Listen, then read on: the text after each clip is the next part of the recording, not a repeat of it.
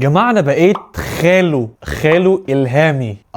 شعور جميل قوي بصراحة ان انت يبقى عندك بنت اخت واسمها جميل، اسمها جميل قوي، اسمها غزل، ودي تعتبر اول حفيدة في العيلة فليها معزة خاصة. فاتبعتت لي جيفت لذيذة بمناسبة البيبي من بيج اسمها روزلي. والناس دي مش مجرد بيعملوا شمعة بس، دول فعلا فنانين. بصوا هما بيعملوا قطعة فنية، يعني التورتة دي معمولة مخصوص باسم البيبي، والبوكيه ده شمع مش ورد طبيعي. والاحلى من كده انك تقدر تطلب منهم اي لون واي ريحة بتحبها، يعني بتفصل الهدية على ذوقك بالملي. والبوكيه ده كله بالفانيلا، بيور فانيلا، يعني حرفيا عايز اكل البوكيه ده، ريحه خطيره. وعلى فكره هم مش بتوع هدايا مناسبات وبس، دول عندهم شموع ديكور اشكالها تخطف العين وتغير شكل اي ركن في البيت. وعندهم كمان فواحات ريحتها فظيعه وبتثبت في المكان جدا. بجد الكواليتي بتاعتهم واضحه في كل تفصيله، كل مكان في الباكج هتلاقي فيه تفاصيل رهيبه،